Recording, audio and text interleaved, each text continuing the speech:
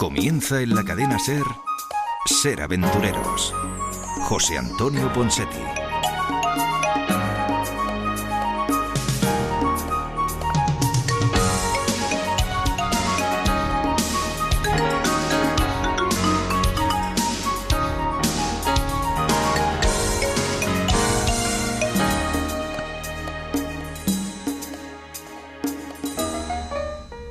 I won't be home to help you decorate the Christmas tree. Well, I won't be home to help you. ¿Qué pasa, aventureros? ¿Cómo estáis? Muy buenos días, bienvenidos una semana más a Ser Aventureros, bienvenidos en pleno Día de los Santos Inocentes. Tranquilos, que no os vamos a hacer ninguna inocentada porque nuestro programa en sí ya es una inocentada totalmente. O sea, ya nosotros llevamos 28 de diciembre, para nosotros es todos los días. Entonces, nada, bien halladas, bien hallados. Gracias por sintonizarnos a través de la cadena SER en Ceuta y Melilla, en Canarias, en las Baleares. Gracias por hacerlo a través de la 1260 en la costa este de los Estados Unidos.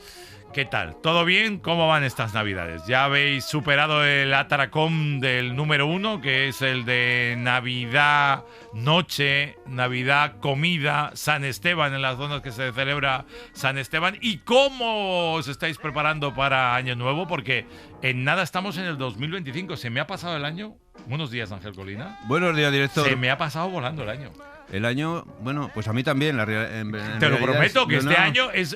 Me dice, pero eso es muy viejuno. No, te lo juro, este año he hecho tantas cosas. Yo que soy viejuno, te lo digo que es verdad. Claro. O sea, yo cada año se me pasa más rápido. Es tremendo. Que debe ser eso también. Sí. Oye, otro año y otro libro, que oficialmente lo lanzo el 9 de enero. Ya, me da pena porque sé que te vas a dedicar a escribir, que vas a dejar la radio y tal. Sí, la escritura. Cervantes empezó igual. Él tenía en su momento un programa que también se llamaba Ser Aventureros. Pero fíjate que no. Ser Aventureros en la Mancha se Por llamaba. Una vez tuviste una gran idea.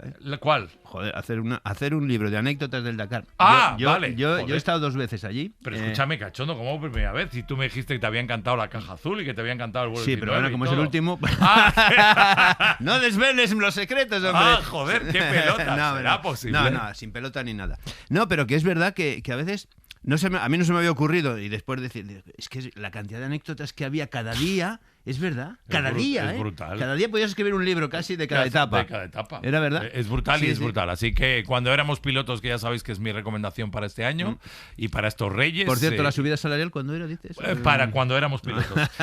Hola, José Luis Angulo, en algún lugar de Chile, ¿cómo estás? Buenos días, pues la verdad es que ahora mismo ya más tranquilo, porque tras tu comienzo de programa ya he entendido todo. ¿Sí? ¿Qué has entendido? ¿Qué has entendido? Sí, porque no he entendido nada, ¿Qué ha sido lo de la subida, lo que has entendido? No, o así? Vamos a ver, me explico. Me había llegado un mensaje diciéndome, vete preparando, Ponseti deja Ser Aventureros y tú te haces cargo de la nave a partir de ya. No, claro, eso no es los cierto. Santos inocentes. Claro, no es cierto. O sea, inocentes. Claro. No, pero una cosa es que yo abandone el barco, pero que tú te hagas cargo de ese barco. Oye, a ver si la gente se va a preguntar que lo del libro es una inocentada. No, que no es una inocentada. Es lo único que no es una inocentada. El resto todo es inocente. Vale. Señor Chema, es verdad que no me has dicho nada. Sigo en Chile. Claro. ¿Dónde? Sigo en Chile. Y estoy ya en el sur, estoy en mi territorio, en el sur de Chile, cerquita de Las Trancas, aquí en el volcán de Chillán, así que aquí ya vamos a pasar unos cuantos mesecitos, así que todo bien por el momento. ¿Y qué tiempo hace? ¿Hace mucho calor o no? Bueno, pues está raro, la verdad es que lo que siempre decimos en Ser Aventureros, pero ha sido un invierno, extraño en Chile. Y ahora mismo que debería estar haciendo más calor, ya estamos diciembre, principios de enero, o sea, ya estamos en una época, oficialmente ya empieza el verano, desde el 21 de diciembre, y no, todavía no se notan esos calores de otros años y las noches son frescas, o sea, estamos teniendo temperaturas de 8 o 10 grados por la noche, así que, de momento ojalá se mantenga así, porque ya sabéis que esta zona es complicada por los incendios, así que nadie queremos que haga un excesivo calor y que haga calorcito, pero que se mantengan estas temperaturas, ojalá. Pues Rebequita para las noches y ya me lo vas contando. Señor Chema Rodríguez, ¿dónde está usted? Buenos días. Pues muy buenos días. Yo estoy en mi pueblo, en Vejer de la Frontera, y recién casado. Ayer día 27 me casé. Pero Y- lo estás y- diciendo y- en serio, y- no, nos estás clavando No te está clavando la aquí, inocentada ha del año, venido- porque ha venido claro, te puedo meter una colleja ahora mismo si no Ay, nos que- has dicho nada, que te puedo matar. No, que no. Bueno, vamos a ver, yo doy la información y luego ya cada uno que piense lo que quiera. Es decir, Sí, que vale, bueno, pues- yo solo digo que ayer me casé en Vejer de la Frontera Sí. con Mame, mi pareja, desde hace Sí. casi 10 años, Sí. y que solo estuvieron en la ceremonia pues mi hijo Iñaki y su hijo Óscar. Y aquí nos casó el alcalde del pueblo. Así que yo doy la información. Y ya a partir de ahí cada uno, ¡ay, inocentada! Que eche más contra una inocentada, que me da mierda de inocentada. Pues ahí queda la inocentada. Bueno, ¿y Vale. en qué cambia tu situación ahora mismo? Claro. ¿Cómo va a Bueno, cambiar? Aparte, pues, ¿Vas a aparte de dejar- que va a heredar va a dejar esos la desayunos, motocarro. esos desayunos. Sí, lo va a heredar Mamen, el motocarro, pero ¿y los desayunos van a cambiar? ¿Te los va a hacer ella, los molletes estos? No, yo sigo desayunando en los 3 carriles, es decir, todos los días. Y lo único que cambia es que cuando yo fallezca, pues Amén.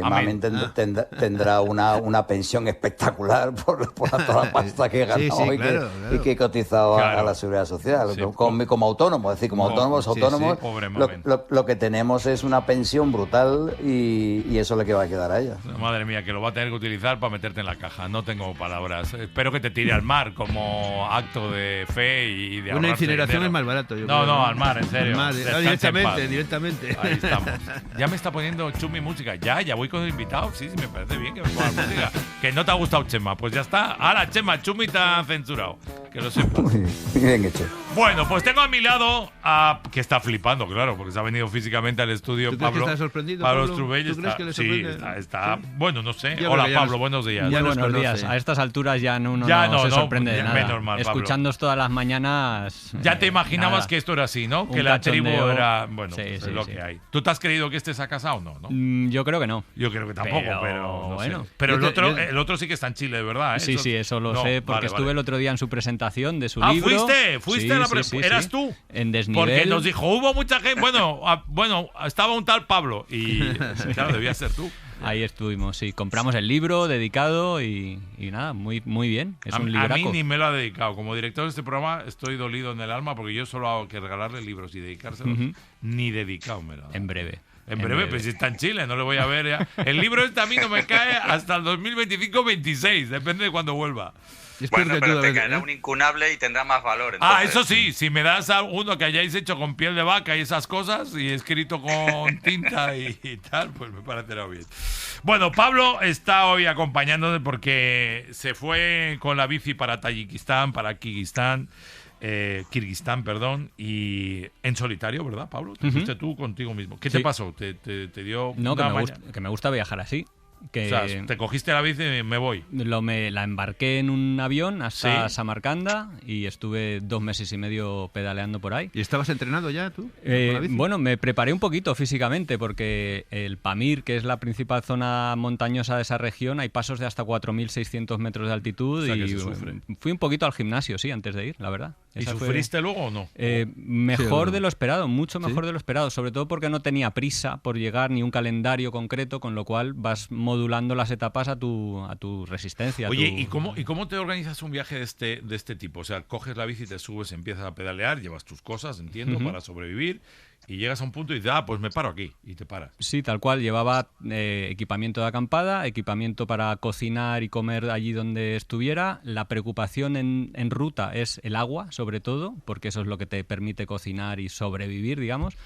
Pero tenía la ruta en mente, lo que quería hacer, que era más o menos 3.000 kilómetros en ese periodo, pero luego el día a día iba improvisando mucho. Hay días que te encontrabas mejor de lo previsto y hacías hasta 80 kilómetros y otros días que igual petaba un poco más el físico y hacías 30 o 40 y ya está. ¿Y la relación en el viaje Oye, Pablo. ahí con el personal y tal? ¿Qué tal? Complicada. Gente súper hospitalaria y tal, pero en cuanto al idioma, la comunicación, muy mal. Yo no hablo ruso, que hubiera sido el idioma ideal para comunicarse, la lengua franca de esa zona, y mucho menos tayiko o kirguizo. Entonces, pues, bueno, al final son gente que quiere entenderse y hace el esfuerzo, no es como otras culturas que son más distantes, y me he sentido muy, muy arropado, pero no acabas de profundizar mucho ahí, desgraciadamente. Dale, José Luis. Oye, Pablo, tú conoces la zona bien, de hecho has guiado grupos hace bastantes años, o sea que conoces bien la zona. Yo la última vez que he estado por el Pamir, la carretera ya estaba en bastantes tramos asfaltada, la ruta del Pamir, la que une pues eso, Tayikistán con Kirguistán por el norte, y la pregunta es si tú has notado muchos cambios desde tus primeras épocas por allí. Ahora, ¿cómo está la carretera del Pamir? ¿Todavía sigue siendo de esas carreteras emblemáticas y duras? ¿O ya el asfalto, bueno, la está convirtiendo en algo más civilizado? Yo estuve por primera vez en 2005, que es cuando hice la Ruta de la Seda y atravesé esa zona en un 4x4 y era una carretera, pues estaba en bastante estado regular, digamos, porque en época soviética se asfaltó y más o menos se mantenía, pero el daño de la climatología pues era bastante importante. ¿Qué tipo de bici usas? Una híbrida, una normal, una que uso aquí en la ciudad y me fui con ella O sea, no nada específico para eso. No, le puse unas cubiertas mejores precisamente para ir por pista y demás. Lo que sucede ahora es que esa carretera la están usando los chinos para exportar toda la mercadería hacia la capital, Dushanbe, y entonces es una carretera que tiene mucho tránsito de camiones y en muchas zonas está en peores condiciones que estaba antes, pero en muchas zonas están haciendo grandes infraestructuras los chinos para asfaltar y adecuar usando túneles, usando grandes puentes, pero ahora está en un estado bastante regular. Oye, pues aquí está a medias de todo. No digo que si aquí nos quejamos del peligro a veces de ir con la bici en carretera, allí tiene que ser alucinante aquello, ¿no? Bueno, hay poco tráfico. Entonces, el peligro principal, yo creo, de los ciclistas es el tráfico, y ahí hay muy poco tráfico. Entonces, el estado de la conservación de la carretera o de la pista lo que te hace es ir más lento, más rápido, más cómodo, pero en cuanto a seguridad, muy, muy, muy pacífico, digamos. ¿Qué decías, José Luis? ¿O era Chema? Bueno, quería preguntar a Pablo, él nos ha dicho que ha empezado, y no sé si todo el viaje lo ha hecho en solitario, pero sí que es una ruta muy clásica, entre comillas, para los cicloturistas, obviamente entrenados. Entonces no sé si algún tramo te has juntado con más gente, has hecho algún tramo así compartiendo pedales, o todo el camino lo has hecho en solitario. No, en algunos tramos, pues 2 o 3 días iba con algunos ciclistas, mucho francés, mucho inglés, mucho holandés. Y sí que compartía con ellos, pero parte de este viaje y de viajar solo, y lo que quería era pues estar en contacto con la naturaleza y disfrutar de las acampadas en solitario y un poco el ir solo y disfrutar solo ha sido parte de la esencia de este viaje. Te quería preguntar sobre tu experiencia precisamente en el viaje. ¿Qué has sacado tú de este viaje? Porque, bueno, siempre que cogemos la bici o cualquier medio de transporte, ¿no?, y iniciamos un viaje, esperamos algo. ¿Lo que tú esperabas lo has conseguido? ¿Cómo ha sido eso? Esperaba salir adelante, sobrevivir, acabar en Bishkek, en la capital de Kirguistán, y lo he conseguido, y ha sido un poco la sorpresa. Yo tengo 49 años, no estoy especialmente fuerte físicamente, y la conclusión es que... ¿No vas habitualmente en bici? Sí, en la ciudad sí. Sí, en ciudad sí, pero no sales a hacer bici carretera, ni mountain bike, ni nada. No tiene mérito, ¿eh? También, sí, por eso. Bueno, sí, también te digo. Y ha sido un poco la constatación que saco de esto, que cualquiera puede hacer un viaje de este estilo si lo hace sin prisas, preparándose un poco. O sea, es un viaje mítico, efectivamente, como decía José Luis, la ruta del Pamir es de una belleza superlativa, pero el poder haberlo hecho y haber salido indemne y es una gran alegría, ¿no? ¿Y qué tiempo tenían? Porque era nuestro verano, ¿no? Ellos también. Es verano allí, es calor soportable, ¿no? Es primaveral durante el día y por las noches baja a 0 grados más o menos, pero bueno, con una tienda de campaña y un saco bueno y tal, bien, sin o sea, problema. Sin más. No ha nevado. Bueno, en Kirguistán ya entré en septiembre y en Kirguistán ya empieza el invierno, ya empieza en septiembre y ahí sí que me cayó una nevada. Pero bueno, ese par de días que está nevando te esperas y tiras adelante luego. ¿Y de presupuestos cómo andamos en un viaje de esos? Pues mira, el billete de ida y vuelta, 1.000 euros, la bicicleta que me la compré para este viaje porque la que tenía antes tenía 19 años y tenía pensado que no iba a sobrevivir.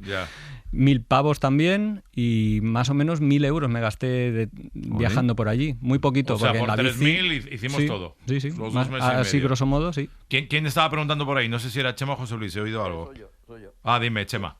No, quería saber cómo era el ritmo, el tempo del viaje. ¿Ibas con un objetivo claro que era llegar al lugar al que querías llegar o ibas improvisando? Si te encontrabas un sitio que te gustaba, te quedabas un tiempo. ¿Cómo era ese espíritu del viaje? Sí, la ruta a nivel general la llevaba un poco pensada y planificada, aunque es una ruta que no tiene muchas opciones, porque es una carretera de montaña que no tiene muchas variables. Vas por un valle, por otro, no puedes improvisar demasiado. Lo que sí iba variando era dónde paraba a dormir, a comer, un poco los kilómetros que hacía cada día. Sí que algún día forcé un poco más para dormir en algún pueblo y descansar un par de días, ¿no? Cada semana descansaba un par de días. Entonces, pero en general me dejaba llevar.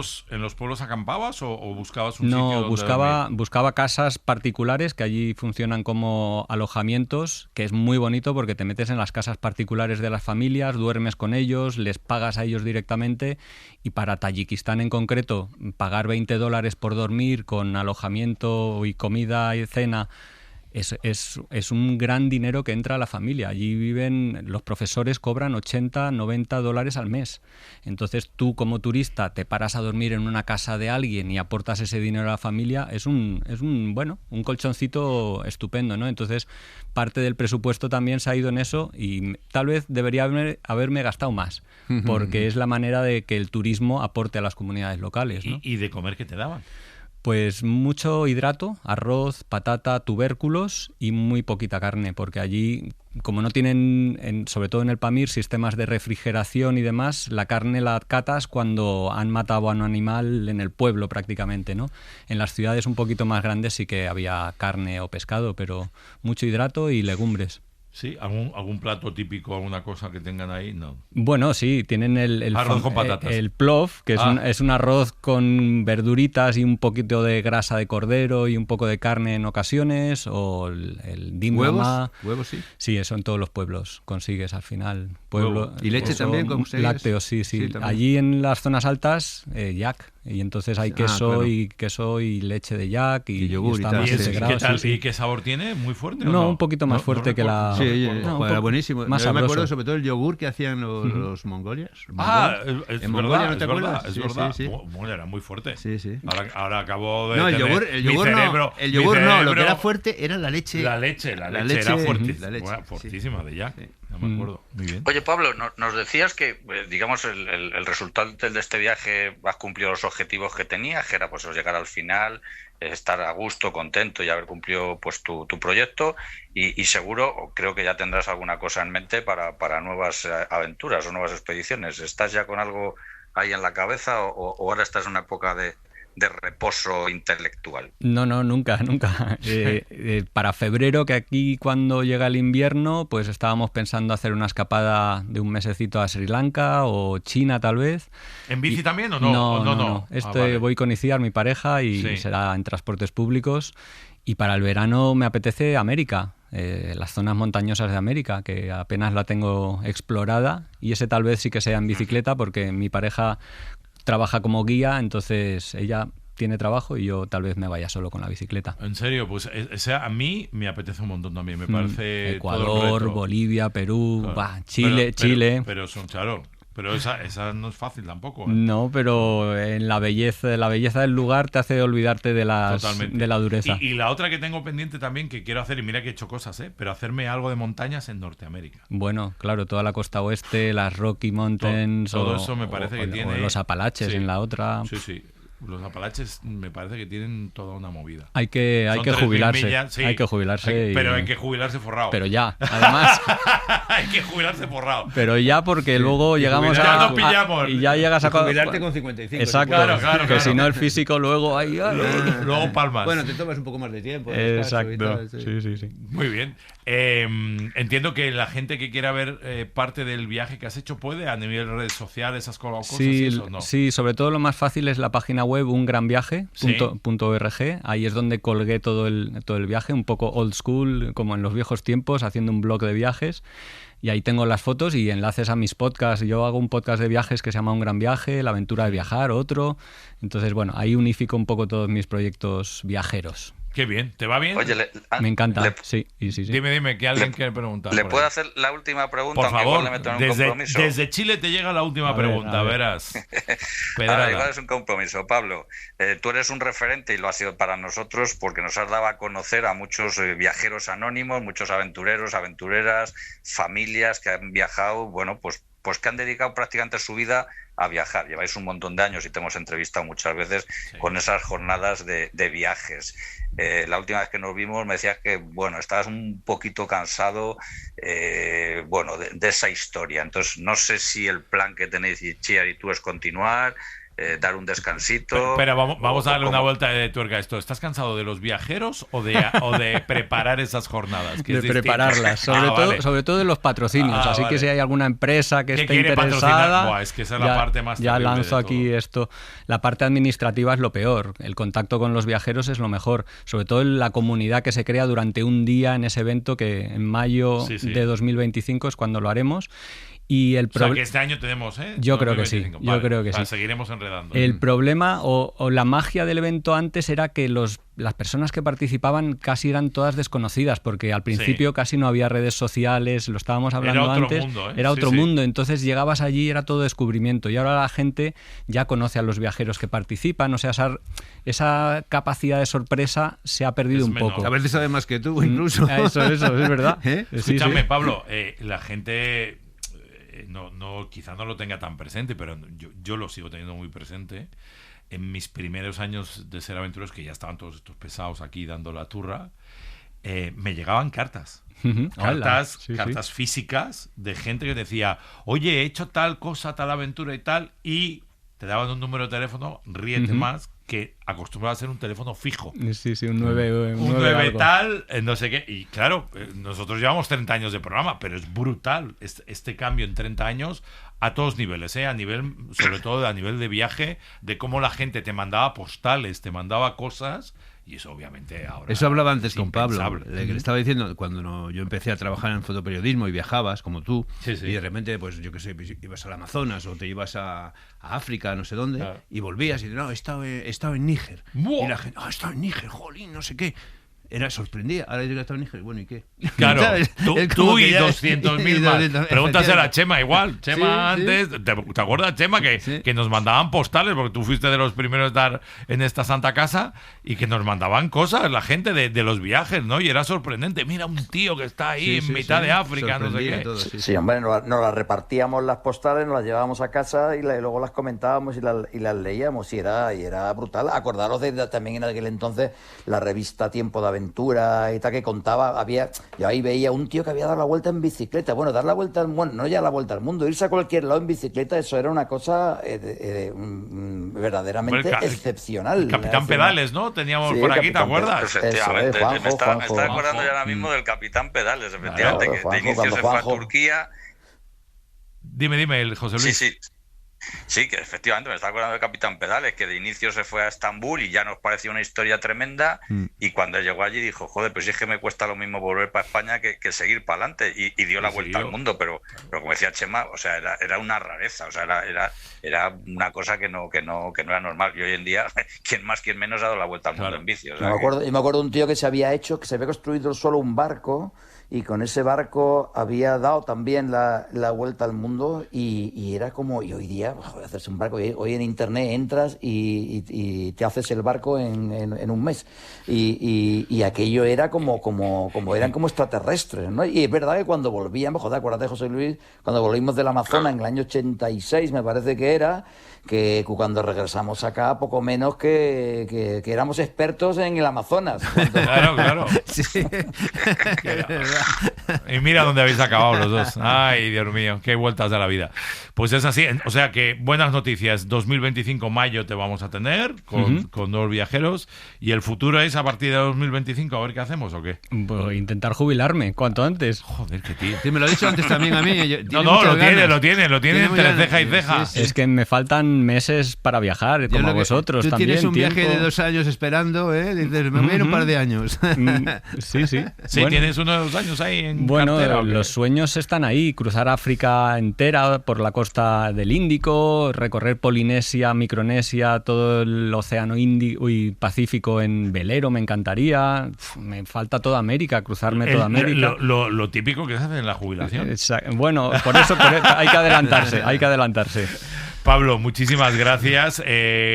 Pendientes de tu próxima aventura, que estará en Portas, y también de esas jornadas. Y gracias por acercarte. Ya sabes que somos unos locos maravillosos y que estamos pero muy felices de verte en el estudio, que nos parece la Un bomba. placer, así Es que me encanta la magia de la radio, Claro. y venir aquí a la casa de la SER, pues mejor todavía, claro. Gracias. Nosotros seguimos. Esto es Ser Aventureros. No os mováis de ahí porque os voy a hacer una pregunta y os voy a dejar pensando mientras vamos a publicidad. ¿Estáis realmente preparados para afrontar una emergencia en el medio natural? O sea, ¿salís ahí a dar una vuelta y estáis preparados? Buena pregunta. ¿Preparados? Ya Sí, me lo sí. decís. Gonna have a ball, and that ain't all. Gonna chase the blues away. I'll be bringing in a brand new year. Bringing in a brand new year. El humor está en la SER. ¿Sabes la anécdota de un abuelo que le dijeron venga en ayunas al hospital y le apuntaron en un papel tan solo 1 o 2 galletas y el abuelo entendió 102 galletas? ¡Oh, no! Y llegó llorando el hombre, dijo solo he llegado hasta las 60 y tantos, no podía. Cadena SER, la radio con mejor humor. ¿Pero es que me has olvidado? Pues yo. Sí, ya has olvidado aquellas noches de junio en la Riviera cuando los dos contemplábamos el cielo. La noche que bebí champaña en tu zapato, 2 litros. Hubiera cabido más, pero llevabas plantillas. Ser aventureros. Viajar desde el sofá. Los libros de José Luis Angulo. Hoy tendremos doble sección de libros. La primera, tendremos a un protagonista en un rato, Sobrevivir mientras llega el rescate. Es el libro que traemos hoy de Jordi Fernández, y por eso se hacía la pregunta que él se hace en el libro, y es que si estamos realmente preparados para afrontar una emergencia en medio natural, ya seas profesional o no, O sea, es una pregunta trampa, es una pregunta importante. Y también tenemos el de José Luis, que va de héroes hoy, ¿no? José Luis, ¿cómo va eso? Pues sí, vamos de héroes y vamos, lo primero, felicitar a la editorial Capitán Swing, porque nos ha regalado un libro que se publicó en inglés hace 20 años, en el año 2000, es decir, hace más de 20 años. Qué chulo. Y Capitán Swing lo ha traducido, y la verdad es que es una delicia leer la historia de un héroe olvidado, que es como se titula el libro, la historia de Tom Crean, el hombre que sobrevivió a la Antártida. Y dirán nuestros oyentes, vale, ¿y quién es este señor, el Tom Crean este? Bueno, pues el Tom Crean es ni más ni menos que un personaje irlandés nacido en 1877 y fallecido en 1938, que participó en 3 de las más importantes expediciones que se produjeron en la Antártida, en lo que se llamó la Edad Heroica de la Exploración Polar. Participó con Scott en la famosa expedición en la que, Scott pelea, entre comillas, con Amundsen por ser el primero en llegar al Polo al Polo Sur. Scott fallece, como todos sabemos, después de que Amundsen llegó el primero. Tom Crean participa en esa historia. Participa también años más tarde en otra expedición también en la idea de alcanzar el Polo Sur, y finalmente participa en una de las historias más tremebundas, una de las expediciones más espectaculares, que es la de Shackleton, esa famosa expedición que van a atravesar todo el continente antártico, que prácticamente ni la empiezan. El barco, recordáis, el Endurance, queda bloqueado por el hielo, y en un témpano de hielo unos cuantos expedicionarios, ni más ni menos que 26, abandonan el barco, están a la deriva, y luego cuando ven que la única posibilidad es que 6 de ellos intenten llegar a una pequeña isla donde hay una factoría ballenera, Tom Crean participa en todas estas expediciones, es de los poquitos que participó con Scott, que participó con Shackleton, y la historia es absolutamente maravillosa, porque, yo creo que sí que todos conocemos en más o menor medida pues la historia de estos jefes de esas expediciones, pero un personaje anónimo, un personaje con una valía, con una entereza, con una fuerza física, con una fuerza mental, era divertido, era el que en los peores momentos a los compañeros, a los participantes en esas expediciones, que lo lógico y lo normal es que te murieras, expediciones en que tardabas 3 años en volver, que no sabías si te iban a rescatar, siempre tenía una sonrisa, y la verdad es que, como digo, Capitán Swing ha rescatado este personaje, ha traducido este maravilloso libro de Michael Smith, y ya la portada es absolutamente maravillosa. Es un retrato de este hombre. Este hombre se retira finalmente después de la tercera expedición, aunque Shackleton le quiere recuperar para la última expedición, en la que realmente Shackleton muere de un infarto, Shackleton, sin prácticamente empezar la última expedición que iba a comandar, pero él ya dice que no, él se ha casado, tiene unas niñas y prefiere una vida hogareña. Y con esto terminamos. En su pueblo, en un pueblecito muy pequeño de Irlanda, del condado de Kerry, pues él monta una pequeña taberna que la llama la South Pole Inn. Esa taberna existe actualmente, esa taberna, él la vende, mejor dicho, la vende su mujer, la recupera una persona, y hoy en día es casi un centro de nostálgicos, es un centro de homenaje. A la entrada de la taberna hay una estatua de este hombre, y como digo, es absolutamente maravilloso revivir línea a línea estas 3 expediciones y saber que hubo muchos personajes como él que estuvieron en el meollo de la cuestión y que obviamente, al no ser los jefes de las expediciones, pues quedaron en el anonimato. Así ¿Y esta taberna quién la gestiona? ¿Alguien de él, descendientes, o no? ¿Se vendió?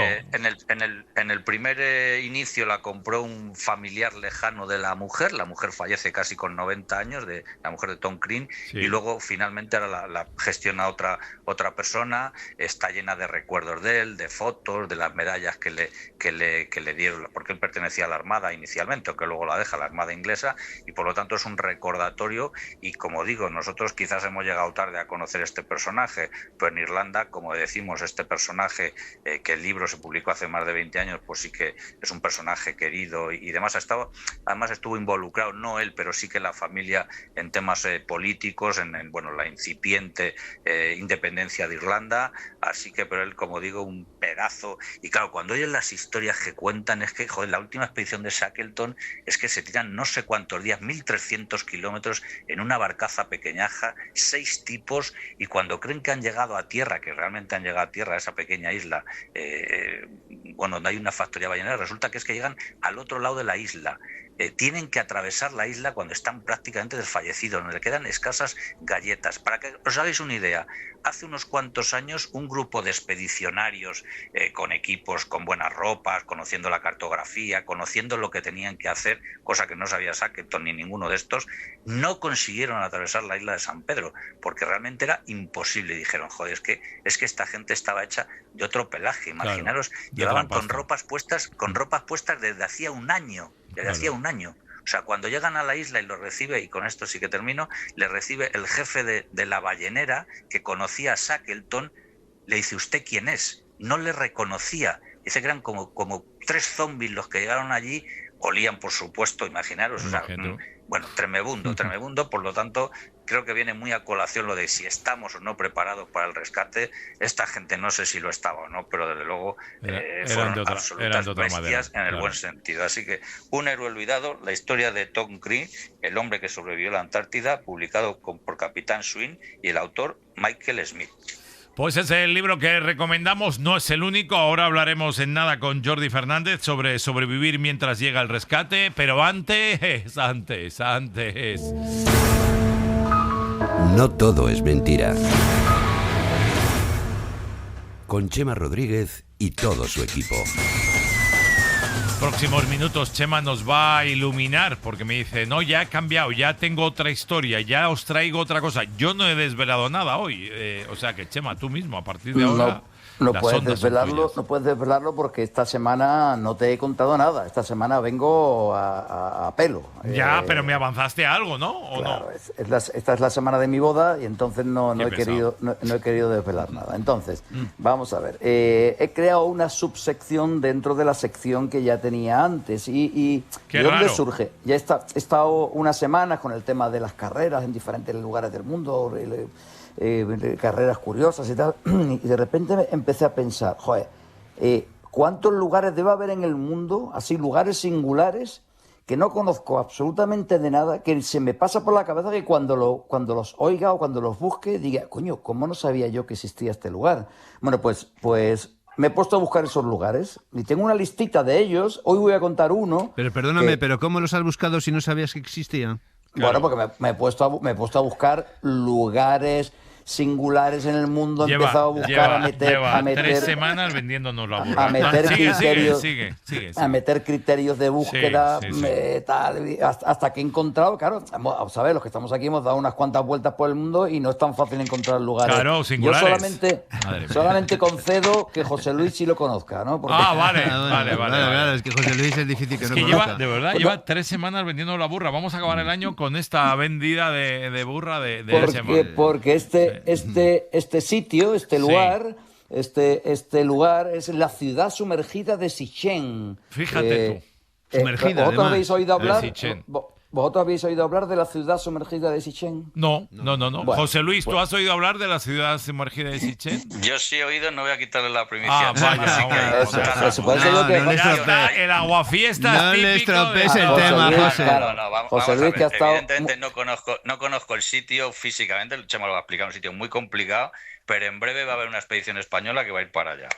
Joder, por no fastidiar la sección, vale. Claro, Chema, a ver qué cuenta. Sí, ¿y de dónde son los que van?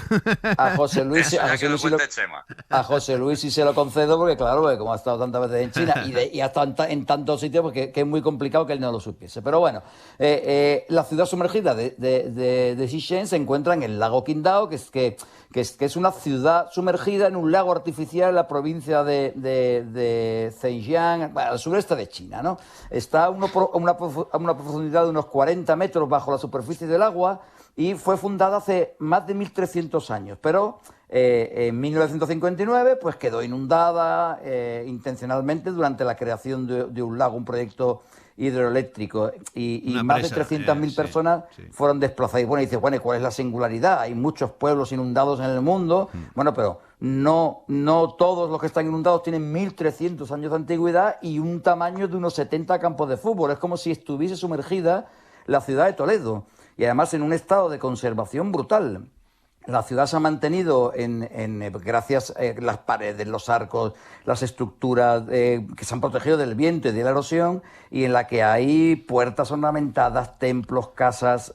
Es brutal. Yo he estado viendo fotografías y aunque se sabía su existencia, la ciudad ha permanecido oculta durante décadas, hasta que en el año 2001 fue explorada por unos buceadores y arqueólogos, y hoy en día pues se ha convertido en un lugar de buceo arqueológico y de turismo, que es esta expedición de la que estaba hablando José Luis, española, que va a ir para allá, y es uno de los pocos lugares en el mundo donde se puede bucear para explorar una ciudad sumergida completa. Para el tema de fotografía es brutal, y la llaman la Atlántida china, ¿no? Por su similitud con la leyenda de la ciudad perdida bajo el agua. Pues ¿no es esa zona, Chema, donde construyeron una presa gigantesca hace un montón de años, no sé cuánto, bastante, y que cogió, yo supongo que la ciudad es entre otras muchas, ¿no?, que hay por ahí, pero yo creo que fue la causa de eso, porque yo recuerdo, no sé si tiene que ver con esta ciudad, igual fue otro proyecto, no lo sé. No, yo creo que es otro proyecto. Esto ocurrió en el año 59. Y de lo que tú estás hablando, yo creo que es algo posterior. Sí, es posterior. Y entonces esta ciudad quedó sumergida en el 59. Muy bien. Pero a ver, José Luis, que nos cuente que ahora de lo que o sea, vamos a ver, yo sé que hay una expedición, no voy a decir por si acaso, porque obviamente entiendo que están buscando también patrocinios y demás, y tampoco sé si ellos quieren todavía que se dé a la luz pública ese proyecto. Yo sí que había leído cosas hacía tiempo de este lugar, y me pareció, como decía Chema, algo que parece de una película de ciencia ficción. Es decir, que es exactamente, he visto imágenes y es eso, pasear, es una Pompeya sumergida, es decir, es pasear por una ciudad donde casi, si quitas el agua, se podría volver a vivir, entre comillas. Entonces sí que hay una expedición española que se está organizando de tema de buceo, obviamente, y si eso tira para adelante, me comprometo a que alguno de los participantes pues le tengamos o antes o durante o después en Ser Aventureros, porque la verdad es que la historia merece la pena ser contada, pero no quiero adelantar ni quiénes son ni nada, por si acaso les rompemos ahí la primicia. Vale, pues lo vamos a dejar aquí. Una cosa, Chema, solo preguntarte antes de que vaya con el próximo invitado. para el año que viene, porque claro, este es el último programa del 2024. Piensa cómo has terminado todo el año. Y nos vamos mintiéndonos con lo de la boda y vendiéndonos una ciudad sumergida que no sabemos si existe. ¿Y para el 2024 la sección va a seguir igual o no? Para el 2025, para el 2025 voy a seguir buscando lugares singulares que no conocemos, ya está, ya lo has igual dicho. que las semanas anteriores. Ya lo has dicho. Y se divorcia. No. Bueno, no se sabe. No sé si se va a divorciar en el 2025. Vamos a cambiar la página. No os mováis ahí, que seguimos.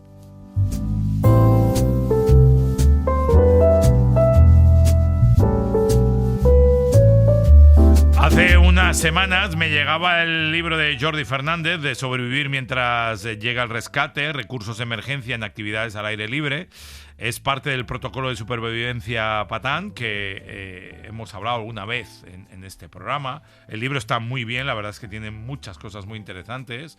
Por ejemplo, primeras cosas que tienes que tener en cuenta, lo que él llama PROA, ¿no? Para, respira, observa y actúa, para que tengas en cuenta lo que tienes que hacer, porque esto no es simplemente para y por profesionales, sino es para todos nosotros. Un día, ya sea en la montaña, sea en el mar, ya sea donde estés, probablemente tengas que actuar y a lo mejor, si Dios no lo quiera, pero tienes que llamar a alguien para que vengan a rescatarte, y en todo ese proceso, ¿qué haces o qué dejas de hacer? Jordi Fernández, ¿qué tal estás? Buenos días. Hola, buenos días a todos. ¿Qué tal? Encantado, gracias por el libro antes que nada. Y Jordi, ¿tú crees que la gente sale a hacer actividad con parte de estos criterios que nos apuntas en este libro asimilados, o que es casualidad encontrar gente que realmente sepa lo que tiene que hacer cuando las cosas se ponen difíciles?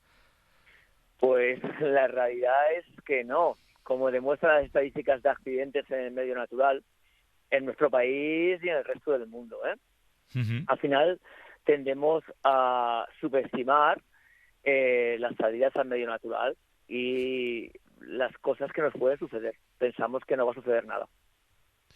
Claro, pero desafortunadamente ya somos tantos y tanta gente haciendo cosas que a alguien le puede pasar algo, obviamente, y le pasa. Claro. Correcto. Por eso, de ahí, en la formación que damos a monitores en el medio natural y a profesionales del rescate, se hace énfasis en transformarnos en embajadores de difundir el mensaje de que la principal herramienta para evitar este tipo de accidentes es planificar tu salida o tu viaje. Uh-huh. Lo que no, es que estaba pensando en lo que has dicho tú al principio, Ponseti, cuando has hablado de cuando tienes un percance, reflexionar, pararte. Claro, parar y pensar. Pensar y ver la situación en la que te encuentras, antes de hacer ningún movimiento, ¿no? Y me gustaría que sobre eso nos lo contara un poquito Jordi, nos hablara de... Es que Jordi nos puede ir desgranando letra por letra lo que es el PANAN, ¿no? El protocolo de actuación. Porque sí. La P es parar, pensar, protegerse y prepararse. Correcto. Vamos bien. Al final, más que desgranarte letra por letra todo el protocolo, lo que me gustaría poner en valor es lo que ha comentado tu compañero. El tema de delante de cualquier incidente, parar es fundamental. Pero esto ya lo aprendemos en los cursos de soporte vital básico con el PAS, que es parar, proteger, avisar y socorrer, ¿no? Sí. De ahí viene todo. Entonces, delante de cualquier evento de este tipo, o hasta en la vida misma, o antes de tomar una decisión, es fundamental parar unos segundos para ver qué realidad o qué situación es la que me estoy encontrando, parar, pensar para planificar y poder actuar en consecuencia. El hecho de que actuemos guiados por las emociones, que al final las emociones no se pueden reprimir, están ahí, pero sí podemos gestionarlas. El hecho de dejarnos guiar por las emociones, que es el primer instinto cuando veo un accidente o cuando veo cualquier situación de riesgo, es actuar sin pensar, dejando de llevar por o el pánico o salir a ayudar a alguien sin pararme, puede causar o agravar la causa del accidente. O con más víctimas, convirtiéndome yo mismo en una víctima, o no tomando la decisión correcta delante de la situación. Por eso, antes que nada, de todo el protocolo que desgranamos en el libro, antes que nada es parar, para pensar, para planificar y para proteger. ¿Proteger el qué? A mí mismo como rescatador, al entorno que me voy a encontrar y a la víctima, en caso de que haya una víctima. ¿Y si vas solo, Jordi? Ya sabemos Si vas todos que no Vale. es lo recomendable, pero el otro día en Benasque con Corominas nos reíamos porque decía, tío, Es que no siempre puedes ir con no alguien. siempre me acompaña la Claro, gente claro. a las actividades que yo voy a hacer y de pronto me veo solo haciendo una actividad. Bueno, ¿y si vas solo qué? Vale, si vas solo, lo principal es, en primer lugar, tener esa conciencia de preparación. O sea, si yo salgo solo a hacer una actividad, ya sea ir en mountain bike, una salida de senderismo, ir a esquiar, cualquier actividad en medio natural, es dejar a alguien tu planning, tu planificación. Mira, voy a salir a tal. Ya sé que eso parece una pregullada, pero no lo hacemos. Es dejar dicho a alguien de tu familia, un amigo, quien sea, que sabes hacer esa actividad, ya sea por un WhatsApp, por un mensaje. Oye, voy a salir a hacer una ruta de 2 horitas de gravel, o a nadar en mar abierto, o a hacer senderismo. Muy bien, dejo dicho, y voy a volver a tal hora. Perfecto. Por si sucede alguna cosa que te impida comunicarte, sepan que saliste. Ya. ¿Qué itinerario vas a seguir? Que puedes hacerlo a través de ubicación en directo de WhatsApp o con herramientas de seguimiento en vivo de tu actividad. Y después, tener conciencia situacional. O sea, ¿qué entorno es al que voy? Prepararme para ello. Bien, pues llevar tu kit de emergencias en caso de que suceda algo, que también se explica en el libro. ¿Qué tipo de kit? Tampoco, oye, si voy con un maillot o voy a correr, Jordi, no voy a llevar un botiquín en la mochila en que lleve un DEA, una botella de oxígeno. No hace falta. Son materiales muy ligeros, muy poco pesados y que te pueden sacar en esas 24, 48, 72 horas que pueden tardar en rescatarte, te van a sacar de un aprieto. Para proteger tu temperatura, para proteger en caso de hemorragia externa masiva que te puede matar en 3 minutos, cortar esa hemorragia. Entonces, hay que aprender todo esto, hay que tener cultura de preparación. Ya sé que muchas veces dicen, no va a pasar nunca. Pues vale, Ojalá. Más vale ser un guerrero en un jardín que un jardinero en una guerra, ¿no? Sí, qué bueno. Esto hay que tenerlo, hay que estar preparado. Muy bien.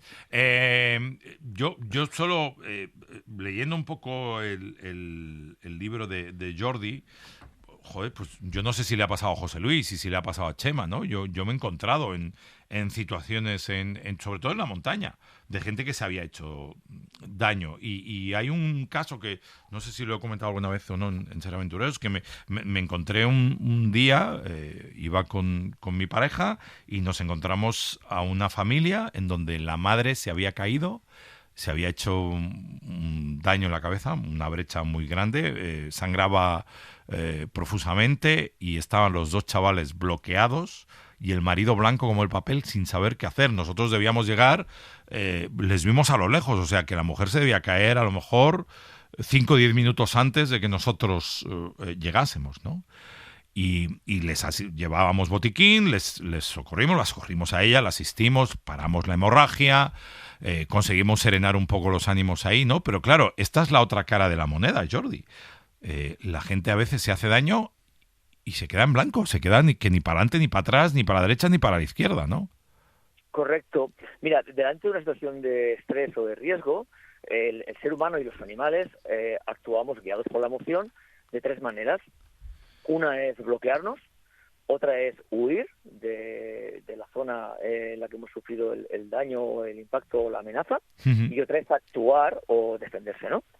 Entonces, para evitar que te quedes bloqueado delante de situaciones de ese tipo, que son situaciones traumáticas porque pueden afectarte y más si es un familiar cercano, delante de la visión de eso existe el entrenamiento previo para actuar delante de situaciones, que sería realizar cursos de soporte vital básicos, realizar cursos de stop de pleto, de detección del sangrado, prepararte mentalmente exponiéndote a ese tipo de situaciones. Ay, ¿cómo te expones, Jordi, a ese tipo de situaciones? Bueno, creando escenarios realistas o observando actuaciones reales, ¿vale? Entonces, es generar un entorno o un marco mental en el que cuando te suceda ese tipo de situaciones puedas actuar.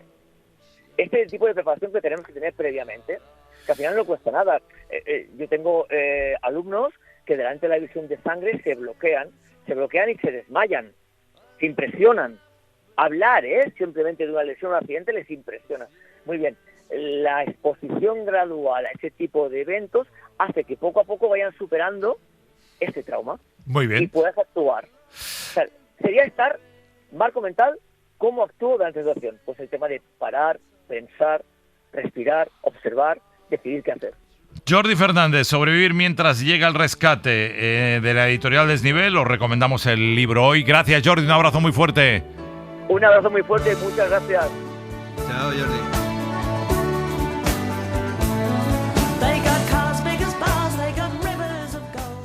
Ser Historia con Nacho Ares.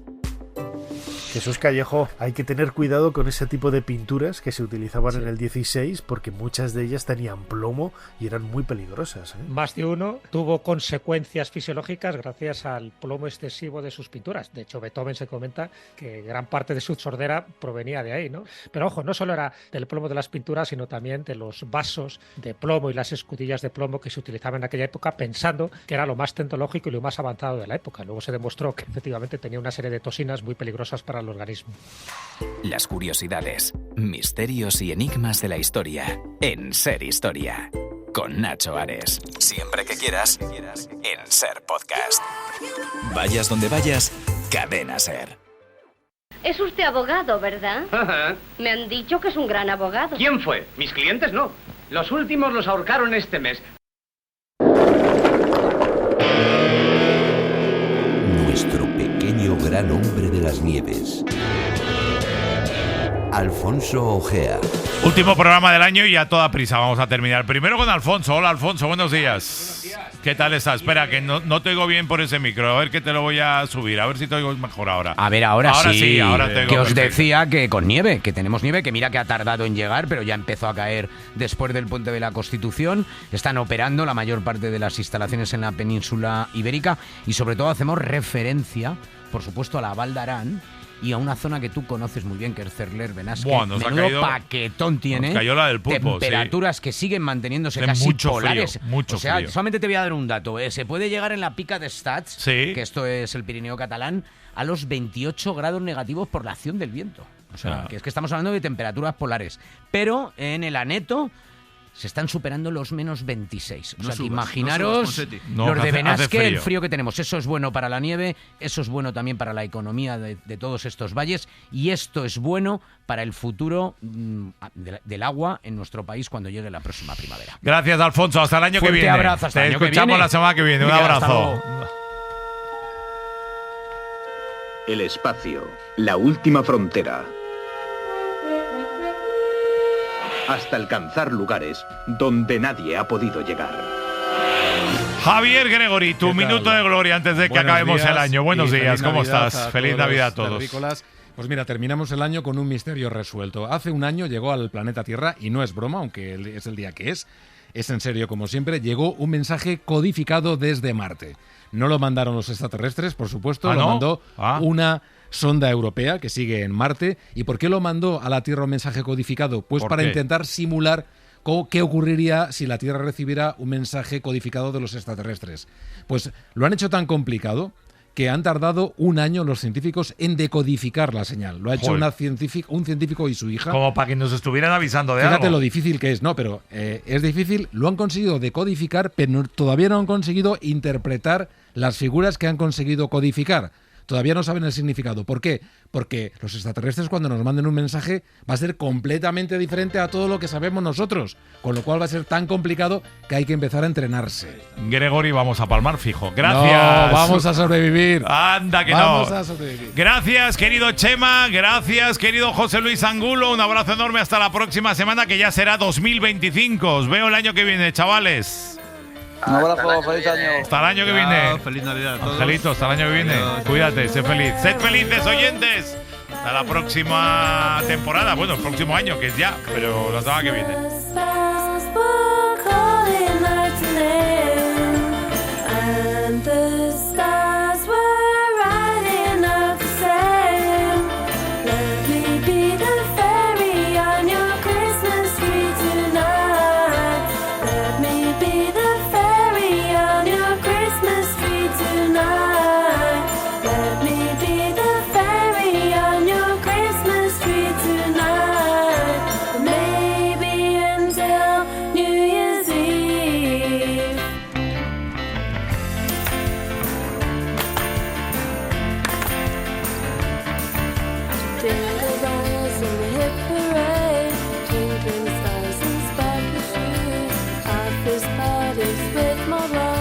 glitzy dresses, my head held high. I just want some